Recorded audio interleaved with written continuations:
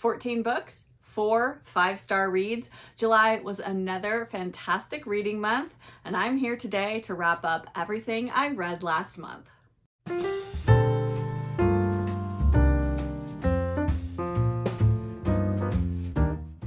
Hello book friends, I'm Jen and welcome back to my reading life and welcome to another monthly reading wrap up. Today we're going to wrap up all the books that I read in the month of July, and as I mentioned in the intro, I read 14 books, which was pretty darn good, all things considered, for the month of July, which was a bit of an up and down month for me, just personally behind the scenes. So the fact that I got through 14 books and had 4 5-star reads really feels good. And I had quite a few other books that I very much enjoyed as well. So there were a couple duds.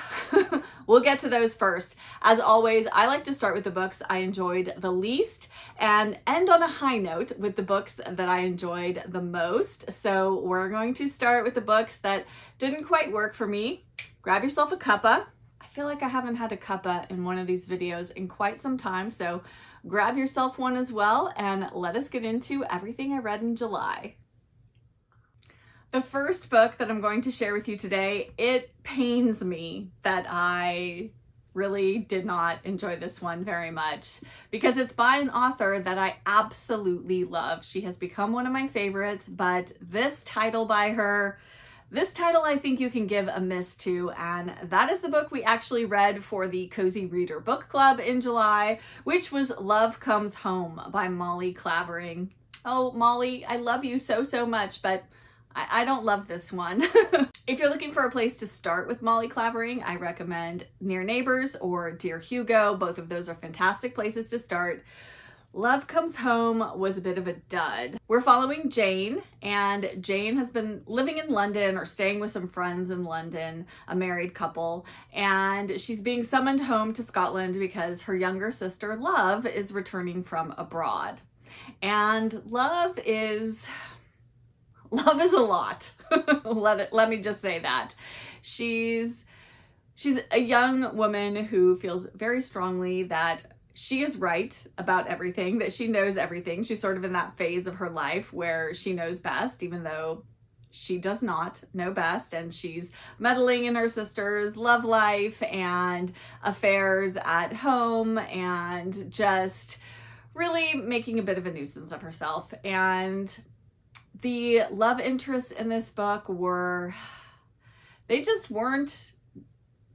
good. Let me just put it at that. So overall, and I think for most of the members of the Cozy Reader Book Club, this just was a bit of a miss. I will say Molly Clavering's descriptions of Scotland are just fantastic, and they were really wonderful, and that was definitely my favorite aspect of this book because our main character, Jane, I started to connect with her at the beginning when she was in London, and as soon as she goes home, her character became very sort of, I want to say sort of wishy-washy and a little bit like nebulous. Like you couldn't really put your finger on who she was and what she wanted, and I just really struggled with that throughout.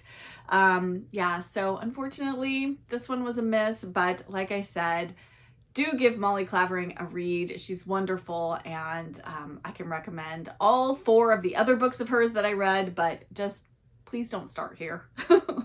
Next up is another book that unfortunately is by an author I enjoy very much, but this one was probably my least favorite of the books of hers I've read so far, and that was Death in the Andamans by MMK. And this is another one of MMK's sort of romantic suspense novels, very similar to Mary Stuart. But I just found the pacing in this to be a little too slow for what I was hoping for, and it kind of dragged. The first probably 2/3 of the book really just felt a little bit like they were stagnating, and then the ending got very exciting and I was, sort of turning the pages to the denouement, but it didn't really make up for the fact that the beginning of it was really almost a bit of a slog. I really loved the location of the Andaman Islands. That's a location I don't think I've ever read anything about before, so it was fun to kind of get an idea of what that was like at this time period, which this book was published in 1960. So I think it's set in kind of the late 1950s. But so post World War II, and there's definitely like kind of British colonialism going on a little bit, or just at least kind of their military presence there. And I had trouble keeping all the characters straight, especially the male characters. I'm working my way through the Death Inn series by MMK, and this is the third one I've read. I believe there are 5 or 6 books in this sort of not really connected series, just kind of thematically connected. And I very much enjoyed Death in Zanzibar. That's probably my favorite of the Death Inn books that I've read so far. But Death in Andamans was the least. It wasn't terrible. It wasn't as good as I was hoping it was going to be. Next up is an audiobook, and I listened to Tom Lake by Ann Patchett.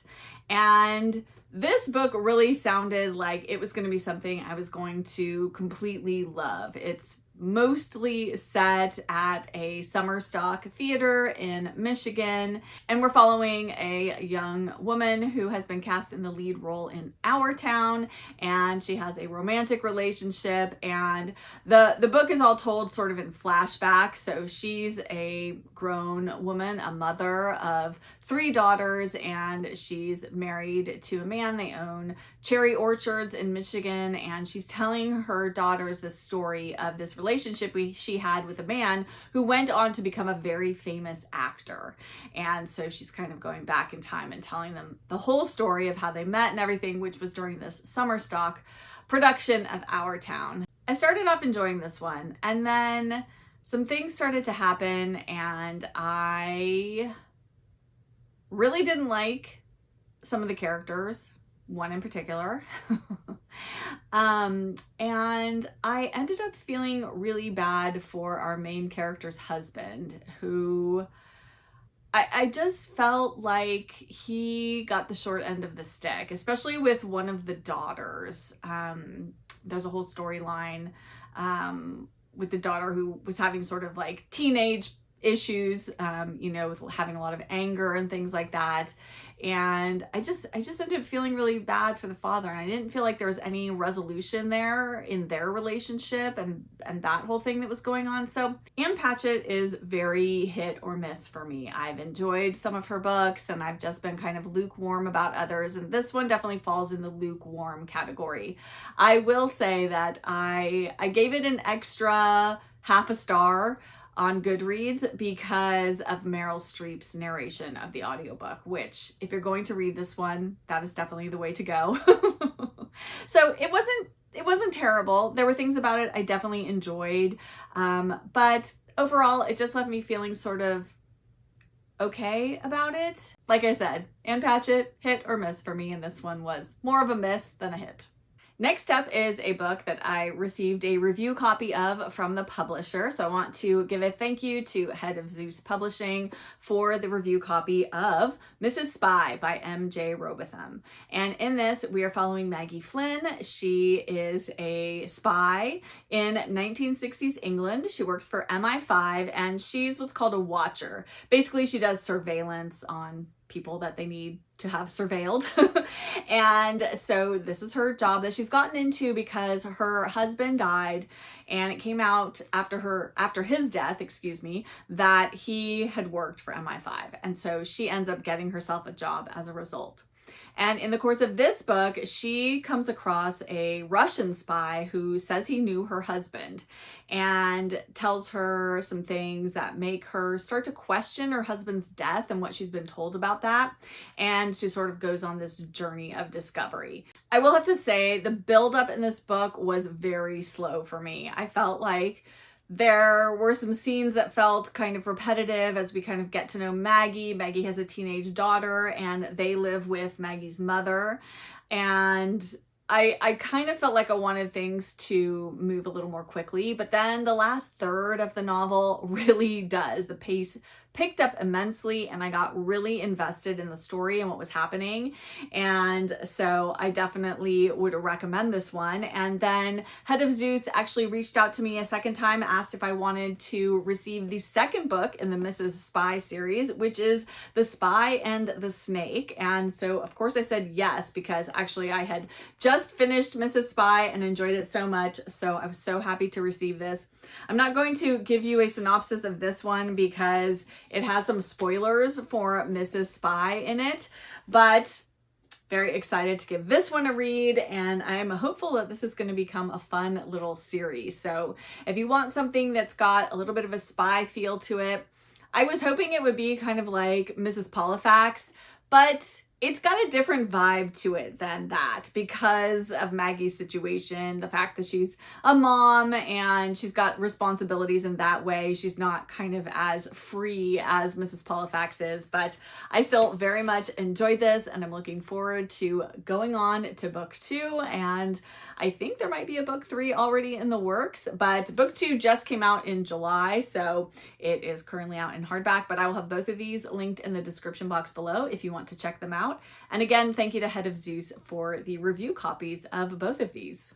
Next up is another audiobook that I listened to in July, which was The Handsome Man's Deluxe Cafe by Alexander McCall Smith.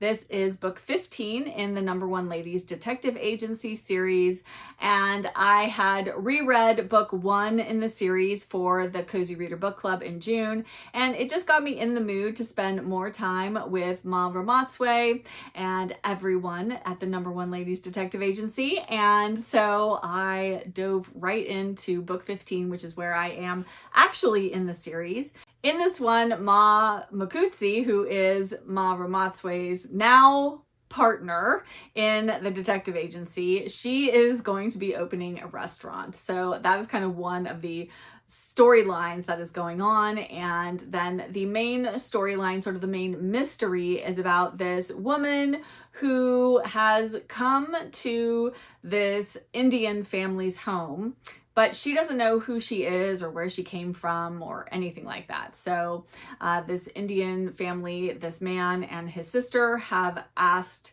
Ma Ramatsue if she will look into and see if she can find out who this woman is, because they want to see if they can get her residency in Botswana so she doesn't get sent back to South Africa, I think is where they would send her. I can't remember now exactly. Anyway, so that is kind of the main mystery. And of course, there's other little small subplots going on, as there always are in these books, but I just love them. The audiobooks are fabulous. If you enjoy audiobooks, I definitely recommend these. I'm blanking on the narrator's name, but I will put it here on the screen for you. So much fun. I really love reading these in the summertime. They just feel like a lovely summer mystery. And if you are a fan of cozy adjacent mysteries, then the No. 1 Ladies Detective Agency is a very good bet. I love this one. Can't wait to get moving on to book 16. Next up is a book that I requested from my library because I was looking on my library's website, and I don't know, I found this in a list of some recommendations from the library staff, and it sounded really interesting because it is a Japanese book in translation, and it was kind of a book about books, and I thought, well, that sounds lovely. It's illustrated, and this book is called The Never-Ending Book. It's by Naoki Matayoshi and Shinsuke Yoshitaki, and it is translated by Kendall Heitzman. And basically, this is the story of a king who was very old and couldn't see very well anymore, but really loved books. And so he summons these two men to his castle, and he sends them out on a quest. And he says, "I adore books. You wouldn't believe how many I've read in my life. I command the two of you to wander the world for the strangest, most interesting, most wonderful books, and I want you to return in 1 year to tell me what you have found." And so the book is basically just telling about all of the stories that they found and what they're telling to the king when they've returned a year later.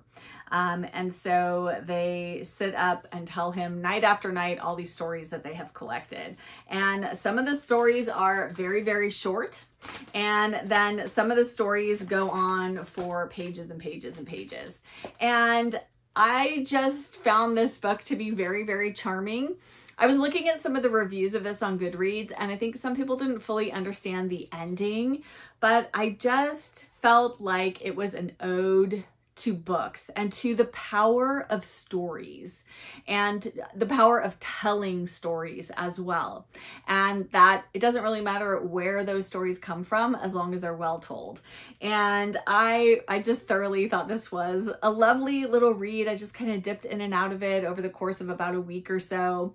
The illustrations were lovely. Let me see if I can find some in here. But yes, just kind of sweet black and white drawings. Yeah, this was just kind of a delightful little surprise. And sometimes it's fun to just, pick up a book your library recommends or you see on the shelf, and sometimes you find a winner. Next up is a book that I would consider a sort of summer mystery / thriller, and that was Uncle Paul by Celia Fremlin. Now I say thriller, but this isn't like a contemporary thriller. This book was published in 1959 and it definitely has a different feel to it. So in this, we're following some sisters, and one of them's on holiday on the coast of England, and she is a bit of a mess. She has 2 kids, she has a second husband, and she's one of those women who just kind of always feel overwhelmed. Like her life is just kind of always in shambles. And so she asks her sister to come and stay with her while her husband has to go kind of back to work for something. And then also staying nearby is their half-sister, and their half-sister is staying at this cottage that she had stayed at many years before when her husband at the time, the Uncle Paul of the title, was arrested for the murder of his first wife. And Paul has recently been released from prison, and the 3 sisters, Meg, who's our main character, she's the sister who has come to help the sister who's married with kids. They're very much on edge because of this. And there's this sort of underlying tension. Like, is Paul going to show up there again? And what is happening? There's like strange events that are going on and things that seem sinister or maybe just kind of innocent and are just being misconstrued. So if you like that kind of ambiguous what is going on, there's nothing graphic in this. There's nothing that happens on the page that's particularly awful. There are some tense moments, but I am really enjoying Celia Fremlin's writing. This is my second book by her, and I have a couple more on my shelf to read, and I'm very much looking forward to them. But this was such a fun, just summer mystery / thriller, and I really enjoyed the ending, and I didn't see it coming. Next up is a book by another one of my very favorite authors, and this one was just a lovely little short read, and that was The End of Summer by Rosamund Pilcher. I read this with my Book Jenny's Patreon group. We do a quarterly read along, and The End of Summer was their pick for July, so we all read this and then talked about it. Now I will say, of course, Rosamund Pilcher's long novels are definitely my favorites because she has so much time to flesh out all the characters and all the storylines. And I definitely think that a lot of us left this book maybe wanting a little bit more, but it was still just a lovely story. In this, we have another Jane, and she has been living with her father in California. She's Scottish by birth, but she and her father have been in the United States for quite some time. This was published in 1971, so taking place, I think, kind of in the late 1960s. And Jane has been wanting to go back to Scotland, but she's sort of loath to leave her father, who really shouldn't be left to his own devices. He has a hard time just kind of managing the day-to-day, and he's not good with money and all that kind of stuff. So Jane sort of takes care of him. But then an opportunity comes up for her to return to Scotland and visit with her grandmother and her cousin Sinclair, who they had maybe a little bit of a infatuation when they were much, much younger. And so you kind of follow along with what happens to Jane on her return to Scotland. And with Sinclair, Jane actually travels back to Scotland with this lawyer friend of the family, and he's very kind to her and helps her out a lot, and you just kind of see what happens to Jane and her relationships with her cousin in particular, and with the family and how she settles back in. And it's just got Rosamund Pilcher's wonderful descriptions of Scotland. And there were a couple of funny things because this is set in California that I thought, that's not quite right. But I'm willing to suspend my disbelief because it's Rosamund Pilcher, and of course she's never been to California, at least not that I could find. I did do some research to see if she ever traveled to California, but I don't think that she did. But they were just like minor little quibbles, and we had such a lovely discussion of this book. So thank you to the Book Jennies for that. But yes, if you are looking for just kind of a lovely end of summertime read, I definitely recommend picking this one up. Next up is a nonfiction book that I've been wanting to read for the past I don't know how many summers, and that is My Family and Other Animals by Gerald Durrell. And I actually ended up listening to the audiobook of this, which is read by Hugh Bonneville from Downton Abbey, which was just delightful. If you can find that narration of this book, I highly recommend listening to it. Oh, it's just so fun. The Durrells are such characters. They are such a quirky little family, and you know, they up and move from England to Corfu just because. This was first published in 1956, but it's actually set between the two world wars. So they're in Corfu because I believe they end up leaving Corfu, not in this book, but in one of the later memoirs. There's a trilogy of memoirs that Gerald Durrell wrote about his family. And they end up going back to England because of World War II starting, and things are just very unsettled. And so Corfu is not necessarily a safe place for them to be. But this doesn't deal with any of that. This mostly deals with Gerald and his fascination and really obsession with animals and the natural world, and also his eccentric family. And they are so much fun. And I've been rewatching the Durrells in Corfu. Actually, now I think I've moved on past where I'd originally watched the series, because I ended up stopping watching it because I wanted to read this book first before I continued on. And I'm so glad that I did. But it has been the perfect summer both read and then watch, because the Durrells in Corfu TV show is also just lovely, good fun. And if you've never watched it and you want something lovely and summery, and it's like the cozy summer equivalent of All Creatures Great and Small, definitely watch the Durrells in Corfu, but read My Family and Other Animals. Next up is another mystery. I actually read quite a few mysteries in July. I think I was feeling like I hadn't read that many mysteries recently. This one I buddy read with my lovely friend Jacqueline, and that was Tour de Force by Christiana Brand. And this is part of the British Library Crime Classics collection, and I think this is a fabulous summer mystery.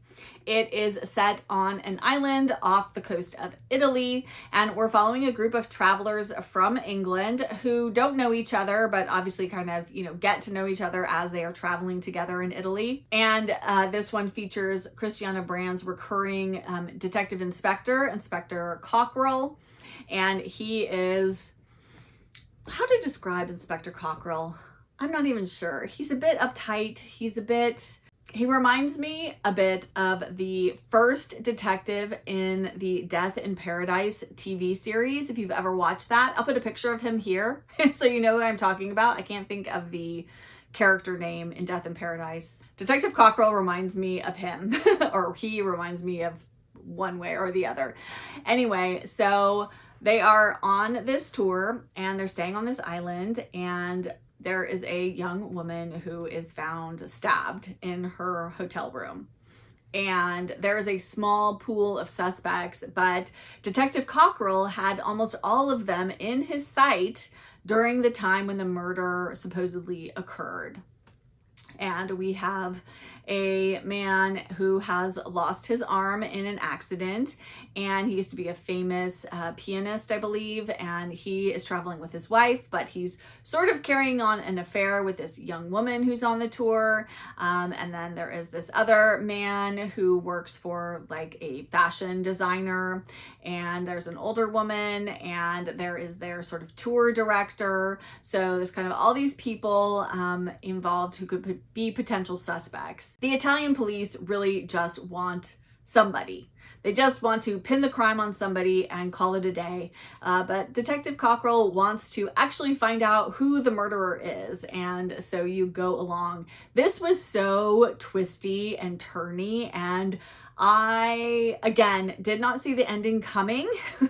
Both Jacqueline and I were super surprised at, it was like twist after twist after twist. And I really, really enjoyed that. I thought that made this just such a really strong ending to this mystery. So if you are looking for something with a very summery feel to it, then I definitely recommend Tour de Force. And now we are down to my final 4 books, and all 4 of these books were 5-star reads for me. I adored all of these.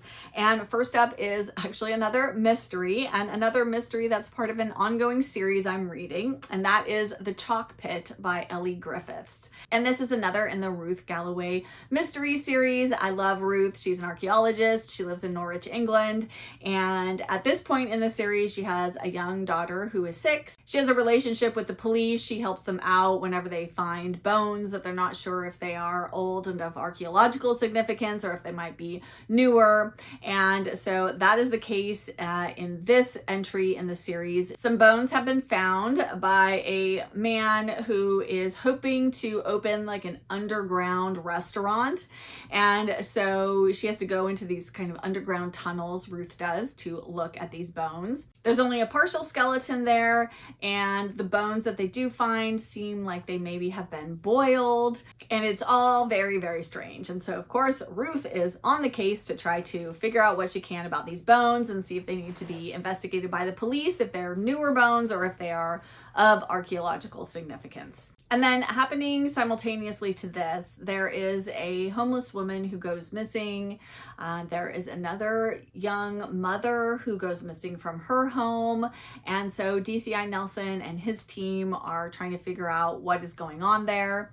Then there are some murders, and there is so much happening in this book, but it all works really well together. And the way that Ellie Griffiths sort of ties everything together, this is definitely one of my favorite entries in this series to date. I thought this was so good.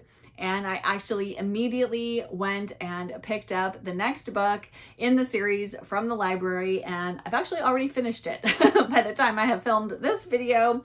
And so I love Ruth so much. I just find her such a endearing and relatable character. She just feels like a real person, and who just happens to get involved in police investigations. So yes, definitely recommend this series if you've never read it before, but The Chalk Pit was fabulous.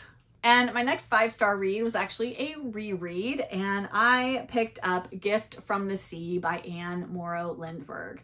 I had talked about this in my video where I shared some short summer reads, and I will link that video here and in the description box below if you want to check it out. But it just inspired me to give this book a reread. I shared on Instagram that this book feels like letting out a breath you didn't know you were holding. And it's just such a lovely, calm, soothing read that is just so insightful about women and their lives and their relationships and sort of the burdens that we take on and kind of how to let those go and find yourself again. And I just love this. I can't recommend it enough. I think every woman should read this book. It's fabulous. It makes for a great summer read, like a slow summer read. I think just kind of picking this up, reading one chapter at a time and then sitting with it, which is how I read it this time, was just so impactful to me and really kind of helped me just kind of deal with a few things I was dealing with in July, and again, just helped me exhale when I needed to. And then next up is another book by a favorite author and another book in a series that I'm just loving. I only have one more book to finish out this series, and that is Mrs. Tim Gets a Job by D.E. Stevenson. Now, this book was written quite a few years after she had written the first two Mrs. Tim books. But in this one, we find Mrs. Tim after World War II, and her husband is still stationed overseas. He is in Egypt, I believe, and she is a bit at loose ends because her son is away at boarding school. She's about to send her daughter away to boarding school, and she sort of doesn't know what to do with herself. And so her good friend helps her to find a job. And so she gets a job working for this like sort of hotel, more like bed and breakfast style, for this woman who at first seems a little bit formidable. And she has the best name ever, Erica Clutterbuck. I just love that name so much. And so Mrs. Tim goes off to do this job, and at first she's not sure about it, but then she just kind of starts to get into the groove of things, and she and Mrs. Clutterbuck kind of come to an understanding, and you just follow Mrs. Tim along as she does her job and gets involved with the guests that are staying there, and she has, you know, sort of runs into old friends and different things, and it was just lovely. It was lovely. And I can't wait to read the final book in the Mrs. Tim series, which is Mrs. Tim Flies Home. But yes, this is a fantastic series. It's a great place to start with D.E. Stevenson if you've never read her before. Just loved it. It made me smile. It made me laugh out loud. And it's just always a joy to spend time with Mrs. Tim. And my final 5-star read from July, which is definitely my very, very favorite book that I read in July. It's by an author who is quickly becoming a favorite of mine, and I want to read everything I can get my hands on by her. And that book is High Wages by Dorothy Whipple. And I don't know what it is about Dorothy Whipple's writing I find so engaging. She just draws me in to her world she's created, to the characters. In this, we're following yet another Jane. Jane was the character name of the month. And Jane is a shop girl, basically. She gets a job working for a sort of, I want to say like kind of haberdasher.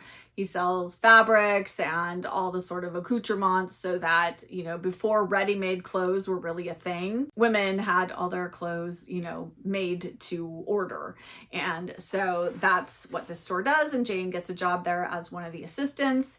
And it's kind of right at the, where women's both fashions and their freedoms are kind of changing. So ready-made clothes are kind of coming into existence, and women are being allowed more freedom, more ability to work in different jobs and things. And we just kind of follow along with Jane as her life grows and changes over the course of her time working as a shop girl, and then as her time becoming her own proprietress of her own clothing store. So this was just so wonderful. I really like how Dorothy Whipple just shines a spotlight on this one woman's life, and yet uses that as a way to talk about what was happening to women at this time in England. And this was first published in 1930. So again, you know, suffragettes and women's rights, their right to vote, you know, sort of freedom from getting out from under the thumbs of their husbands, and their right to have their own, you know, freedom with their finances and their children and those things. All of that stuff was changing at this time. And I really found this so engaging. And while that sounds like it's got kind of a lot of heavy stuff in it, it's not at all. It is such a just lovely read about Jane, and oh, she was just such a fabulous character. I fell in love with her, and I cannot wait to read my next Dorothy Whipple. If you saw my August pile of possibilities, I have The Priory by hers that I'm hoping to get to this month. And yes, tell me what else I should read by her. What have you loved by Dorothy Whipple? So far I have read High Wages and Someone at a Distance, so I have lots more to get to, but loved this one. I can definitely see myself rereading this in the future. It was so good. And that will wrap up all of the books that I read in July. It was overall a good reading month, and there were some real standouts, but overall just some really good books, even though I had a couple of those that were disappointing, but we'll just forget about them, shall we? Let us focus on the books that I really loved. I would love to chat with you in the comments. What did you read in July that you really loved? What was a standout book for you? And now that I've shared all of my books that I read in July, are you interested in reading any of those, or have you also read any of the ones that I read and really loved? Let us chat all things July reading down in the comments below. And if you're here but you don't have anything you'd like to add in the comments and would like to let me know that you were here, because comments really do help my channel, let's leave some clothing emojis, since the final Jane in High Wages worked for a haberdasher / owned her own clothing store, so leave some clothing emojis. I love seeing those and knowing you were here, and those comments really do help my channel, as do likes if you can hit that like button, and also the hype button if you're on the YouTube mobile app. Hitting that hype button really does help promote my channel and helps new viewers to find me. And if you're a new viewer and you haven't yet done so, I would love it if you would hit that subscribe button and join my cozy corner of BookTube. As always, thank you all so much for being here, for all your lovely comments, and for making this just such a wonderful community full of kindred book lovers. As a reminder, for the month of August, I will not be putting out any videos on Friday, but I will be back again next Tuesday, so stay tuned for that. And until then, I wish you a good book and a warm cuppa. Bye!